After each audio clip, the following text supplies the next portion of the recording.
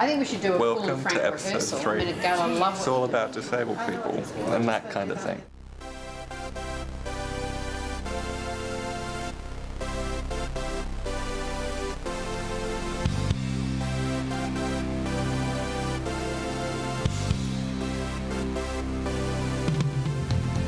So episode 3 is called Get Krack does International Day of People Living with a Disability Day. Very catchy. Very catchy. And it's co-written by Jess Walton. My name is Jessica Walton. I am a writer and a teacher, and I'm queer and disabled and proud. Well, apparently the Kates found me through Twitter. I am not very good at kind of being careful about what I tweet, and so that was like a real moment for me realising that people that I find funny and admire on TV were actually reading my tweets.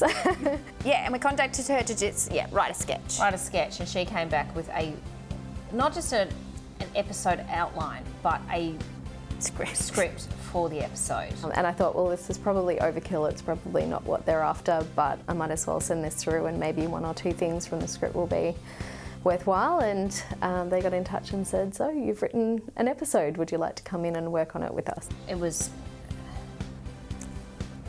just like a beautiful little gift.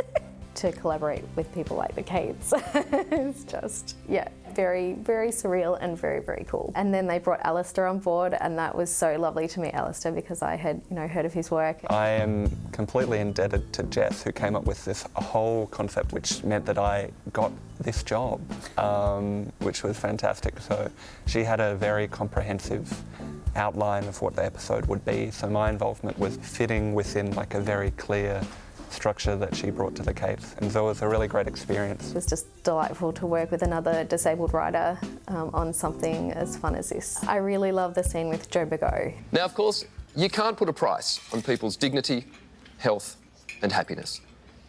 But we did, and it is way too much. There's a line that Sky, the chronically ill wellness blogger, has where she talks about, oh, if you took this drug, it'd put a muggle like you out on your ass. There's an expression for people who are like disabled or have a chronic illness, which is called being muggle sick, which is when you get like regular cold or flu because you're sick all the time, and then you have this another like boring sickness that normal people get. And so I think that's like a fun little niche slang that disabled and chronically ill people use that I'm glad is getting some more mainstream exposure.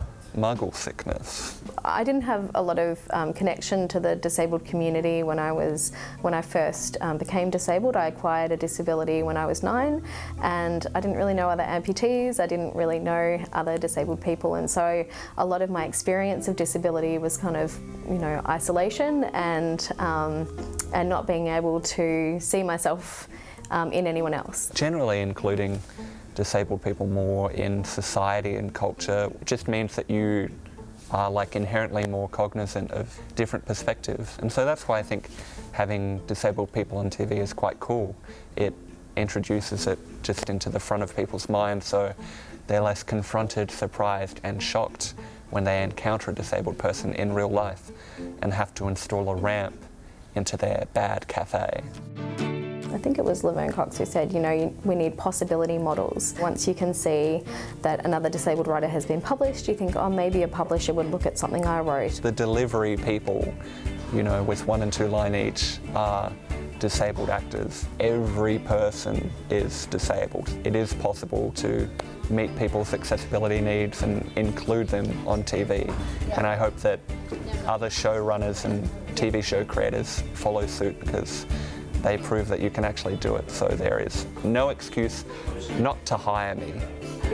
The first time that a kid who wants to be an opera singer who has a prosthetic leg sees an adult doing that, they'll think, oh yeah, that person's done it, maybe I could do it too. So yeah, I do think that every single episode, every single book, every single script that has a disabled writer or character in it is going to help someone else to go, I can do that.